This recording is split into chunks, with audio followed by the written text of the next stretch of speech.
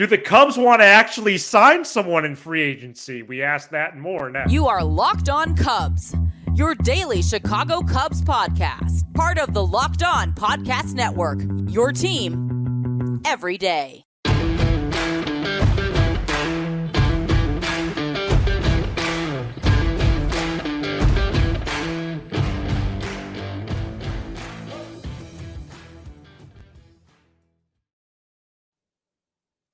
You are Locked On Cubs, part of the Locked On Podcast Network, your team every day.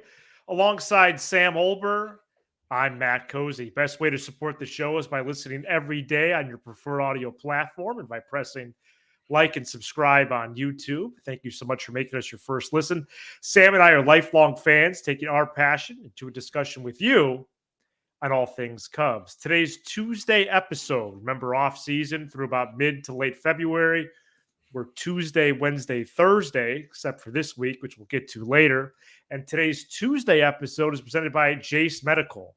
Empower yourself when you purchase the Jace case, providing you with a personal supply of 5 antibiotics that treat 50 plus infections. Get yours today at jacemedical.com and use code LOCKEDON to get $20 off your order. That's Jace Medical, J-A-S-E medical.com. Well, welcome back to Locked On Cubs. Appreciate whenever and wherever you may be listening. So excited to be back with you all. And shout out to Sam for doing 6 magnificent episodes in my 2-week absence. First, the wedding absence. Second, the honeymoon. And just so excited to be back. It's been a great ride doing this show. I missed it. And big things happening in 2024.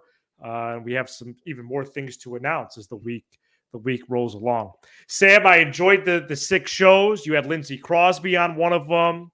You talked the hypotheticals. You talked about going to the gym. You talked about this boring team. And listen, right now they're boring, but the main thing we're trying to do now is this.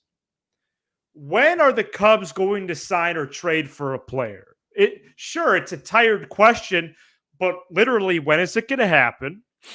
Then more so, how do they view the market? And that's more of what we're going to get into today. How was your Monday? And let's get it popping here. Well, welcome back to the show. I have a little surprise for you. Really? Yeah, I do. So, what is it? Well, it's not like it's kind of a joke. But is it later? Or? No, it's right now, man. I'm going to get to it right now. So, I know. Yeah, congrats. I was there for that. Where's all my stuff here? I know we've talked about off the air for like 7 or 8 straight Mondays. I've kind of had a rough Monday. Yes. Yeah, I would say, probably about 2 months. Yeah, just like rough Mondays, coming in, complaining before we get to the show, maybe not having my best show. So I knew you were coming back. I wanted to be on my best. So look what I did before the show, dude. What? No way! I've had a regular Coke, and I'm ready to bring the energy today. Wow, that is big news because you gave up Coke. No, I know, and it's starting to slowly make its way back, and it actually started at your wedding affair, man. How many did you have there? And by the way, congratulations! Thank Coke you. At that was spectacular. Good syrup ratio, not flat at all. But we'll talk about that. On a different program. Well, that's good. I'm glad that, and you do seem energized. I have to say, I was at a Mariano's earlier, and it sure seemed like you were drinking Coke when you called me. So we're running on some caffeine here. I personally I had a fresh Dr. Pepper before the show. Well, yeah, but that's not a really big deal for you. All right, so. Why don't you introduce the news that hit today, and I'll react to it. 2 reports dropped on Monday helping to answer some of these questions. What are the Cubs going to do? How do they view the market? Why are they waiting? What is the holdup? And they also, these reports, dare I say, injected some excitement into these many questions we have. And quite frankly, the overall boredom that we have experienced over the last month. And one report is from the Athletic's Sahadev Sharma, and the other report is from Jim Bowden, who works for both the Athletic and Sirius XM. Sahadev got into a few different things, Sam, but the main kicker was, as of Sunday night, 23 of the Athletic's top 40 free agents remain unsigned. Sharma goes on to say, quote, Bellinger, Rhys Hoskins, Jordan Montgomery, and Matt Chapman are all very realistic targets who would improve the Cubs' current roster, close quote. Then several hours later, Monday afternoon, Jim Bowden, while on the Foul Territory program, said the Cubs have made significant offers to that foursome: Bellinger, Chapman, Montgomery, and Hoskins. So that is news. The size of it is to be determined. But if that's true, not only are they very realistic targets, one report, but report two, that an offer has been made, then there has at least been progress with all these players, especially given that they're all represented by the same person. What do you think about Is Montgomery things? Boris too? Yeah. Yeah, so I think that's a huge part of it that we have to mention. Maybe a little bit of a plan tampering. My question is, which one of these guys, and I'll include Imanaga, it sounds like he's about to sign with the Giants. Okay. But which one of these guys, Thursday. Which one of these guys, like, do the Cubs have real interest and conviction with these players? Or is it one of those things where it's like, well, we know they're going to help us, but we're not convicted enough to go over our price point for them? And I think Imanaga is a great example, right? Because I bet you if the Cubs went 4 for 95 or 4 for 100, they'd get him. But, it sounds like their offer's kind of 4 for 80, and he's weighing that. And so it's like, do you really like him? Because if you really like him, then you go get him. But if you don't, and it's like, we'll take him at 4 for 80, then it's like, okay, but then do you even like him, and do you even want him on the team, or is it just price stuff? Because like the way I look at it is like Montgomery. I think out of every name that was listed, that's the guy that I like the most. So I'll just use him as the example. Let's say the offer, I think Montgomery's going to be in the 6 for 140 range. So let's say the Cubs offer right now is, knowing the Cubs, 5 for 125, right? 5 for 130. At what point do you just say, all right, this is our guy. We think he's going to help us in 2024 and beyond. I could picture him starting game 2 of the World Series at Wrigley Field for my team. So do and will the Cubs say, all right, you know what? You want 6 for 150? Here's 6 for 165. Deal's done right now. Or, is it dependent on the price point? Is it just waiting out Boris? And has Jed Hoyer and Boris just said, hey, look, let's just see what happens, reconvene in a couple weeks? I'm sure Jed Hoyer has told Boris, hey, we want last rights. Like, please come to us before you sign any deal. But the point I'm trying to make is like, what the Cubs having offers to these guys out, what does that even mean? I mean, is the offer even realistic? Is the offer to Matt Chapman, 4 for 90? Because he's not going to do that. So what's the point? You know what I mean? Right. I think those are all the questions that we should be asking right now. That's excellent. I do think price point is the main topic.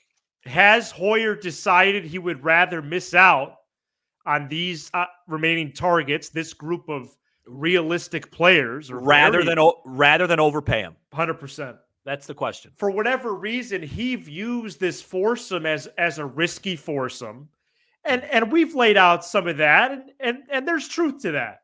In certain elements of all 4 of these guys have risk, but what does overpaying even mean right now? I don't think Jordan. I'm sorry. You're a little rusty. I don't think Jordan Montgomery has much risk. Well, you don't see any signs of a regression right now that other people may. I mean, everybody has a risk. There's a risk in anything you do, but right. I think compared to everyone else in this class, it's a pretty low risk move. You know what you're going to get from this guy. I don't think he's going to fall flat, personally. No. I think he's extremely reliable. If the Cubs really like their current roster and there's a clear path to contention this year, then one of those 4 players, or I would prefer, probably goes without saying, 2 of those 4 players, they should be inclined to so-called overpay. First of all, what does that even mean? Second of all, you should be inclined to do it. The Cubs really need 5 players. 2 bats, a starting pitcher, 2 relievers. And we've shrunk that down. The quality of those 5 matters. And we've shrunk that down because I believe 2 starters, but that's now out of the question unless they make a trade. The quality of those 5 matters, though. Depending on the significance of that 5 people, you will be the favorite in the NL Central come March 28th. You will. But if you decide to be risk averse and Carlos Santana plants his flag at DH or first, and Justin Turner's at the hot corner where he barely played last year, and you have, Talkman in center, and you have Lorenzen join the rotation, and you have Suter and Neris in the bullpen. I mean, well, Suter and Neris I'd be fine with. That'd be okay. But why the fear? Why the risk of overpaying? Because this group has proven their mettle. I mean, really, out of the 4, the least I want, if you really break it down, if we talk about risk, would be Hoskins. We'll talk about that. But he's coming off an injury. I think all the questions that we're asking are very fair. And I think the response of, hey man, you have no idea how difficult Scott Boras is to work with these guys is also very fair. Because what if we don't know? What if Jed's already made those type of offers and Boras is like, you could offer me everything under the sun. I'm not making a decision until I get everybody's best offer. And that goes back to my original video last week or my podcast about having potentially a deadline on this, because it just becomes a staring contest. And a lot of people clap back and we were like, oh, well, then they're not free agents. Then they don't get to decide. They still get 2 full months. They'll get offers. Yeah. I mean, if you made the deadline, so this Wednesday is 5 weeks before spring training opens. Why can't that be the deadline? Right. So that you'd have this 5 weeks of prep time that the players can even arrive to their destination or their spring facility. I think a mid-January deadline is very reasonable. 100%. We're only 5 weeks away. The Cubs have nobody. No.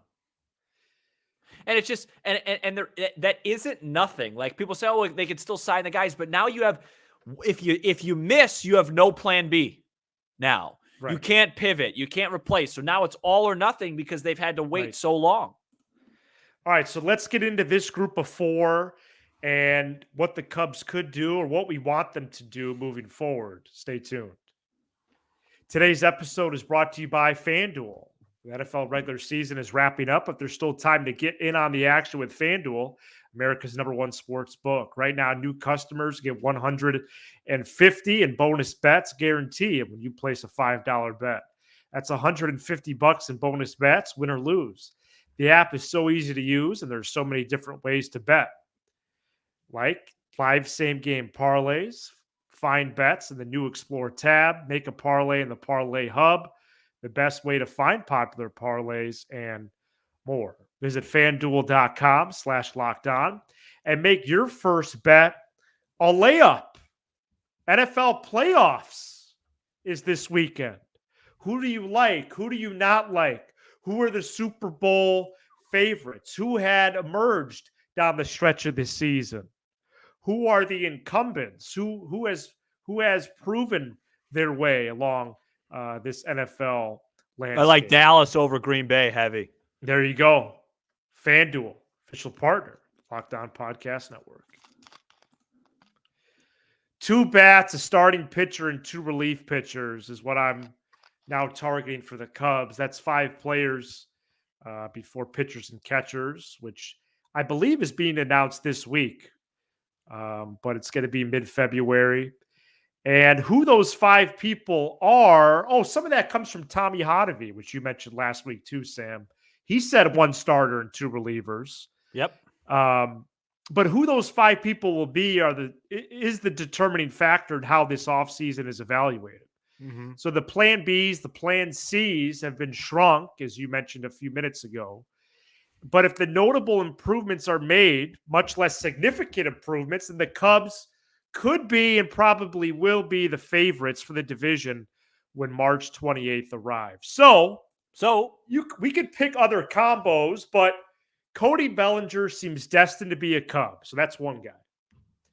If we're talking about more out of this group that's being reported on Monday, Bellinger, Chapman, Montgomery, and Hoskins, for me, it's easily Montgomery as the second guy. I would maybe even consider him the first guy out of that four because that's how much I value pitching. As much as I love offense, I value pitching more, especially to open a game. And a Steele Montgomery combo would be very enticing. So Bellinger Montgomery, I think, is best fit for the Cubs. Matt Chapman would be a fit, but Matt Chapman's not going to take 2 years for $50 million.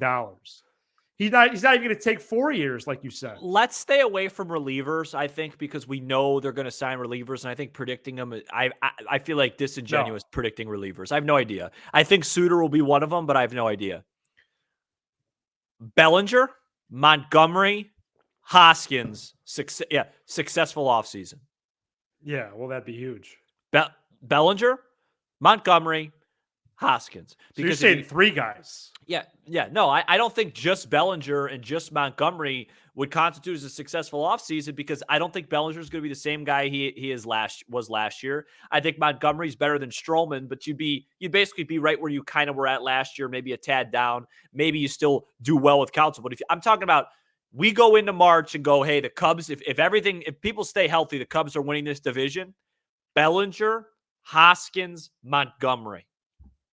Be a big market team. Find a way to get it done. Will they? Probably not. Maybe it's Bellinger, Montgomery, and a trade. Maybe it's Bellinger, Hoskins, in a trade. There's plenty of permutations, but I got to tell you, permutations. Oh, permutation. Oh, wow. Is that not the right word? No, that's good. Is that like a math? No, word? I'm proud of you, I have to say. There's plenty of, but if you just come back with Bellinger, or you just get Hoskins. Oh, if it's just Hoskins, I think we might have to resign. You have no plan B. And that right there is the problem, having to wait this long and why it's not fair. And Boris causes you a major problem. But we'll have to see. We'll have to let it play out. I thought it was good news today. I thought that was positive news. That even the fact that they offered Matt Chapman, that's kind of interesting to me. Like they're obvious. I just hope it's not half-hearted offers and they just go, "Hey, cheers! We offered everybody, couldn't get it done. Let's try next year." Offering Matt Chapman 3 years for $63 million is not a real thing.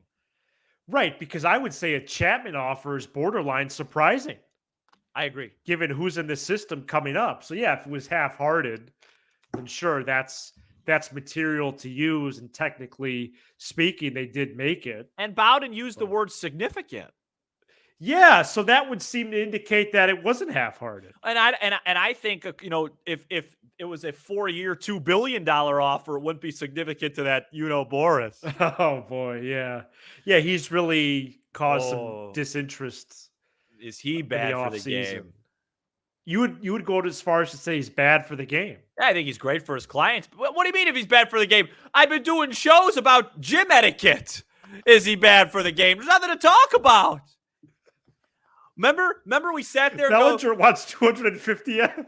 Remember we sat there and said, "Hey, once the Ohtani market." No, that was all a lie. And now Yamamoto. No, nobody signed. Well, not only did that not cause a ripple effect, we don't really even know who the leaders in the clubhouse are for these players. And teams are not even connected to them. And can we do a wellness check on Blake Snell? Yeah, exactly.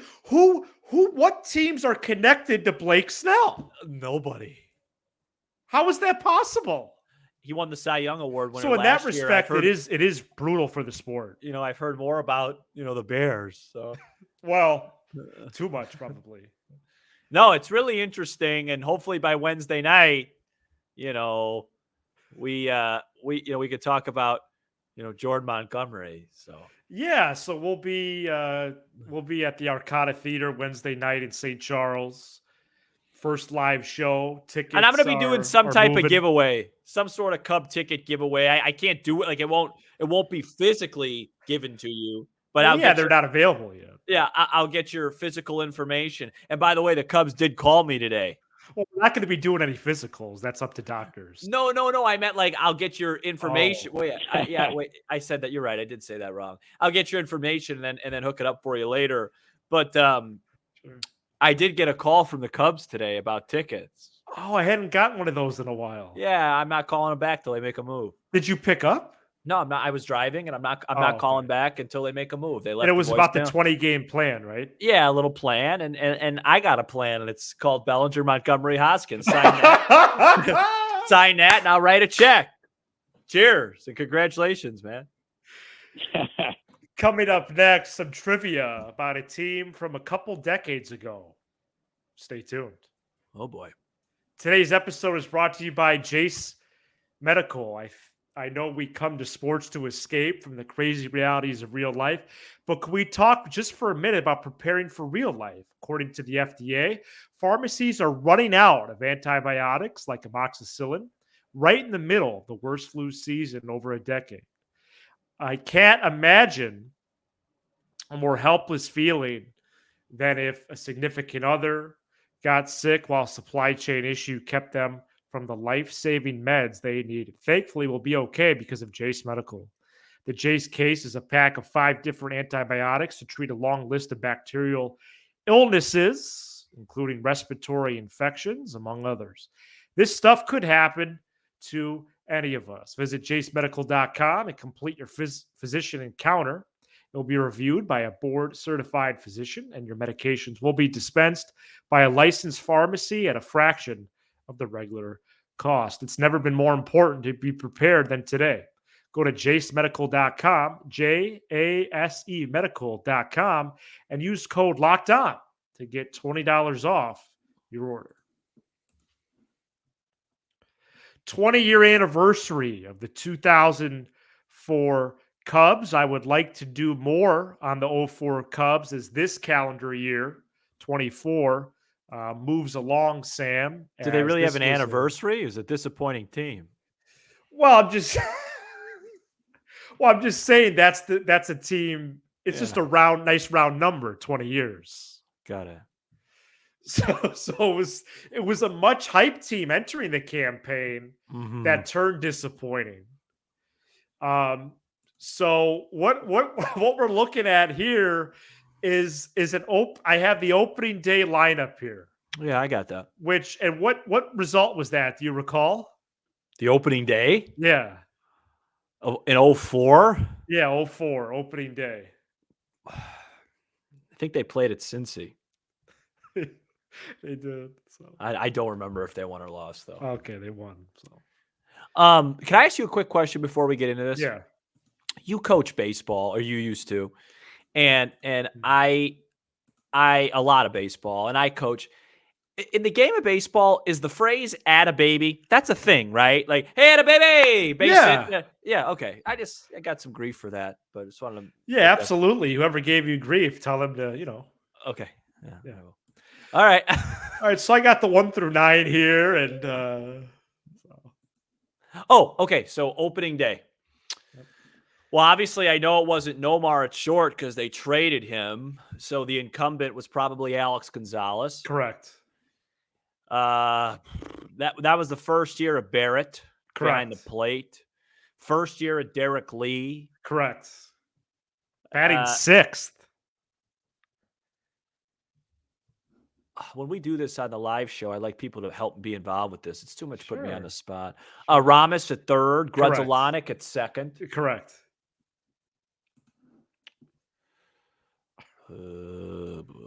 Samuel Sosa in right. Correct. Alou in left. Correct.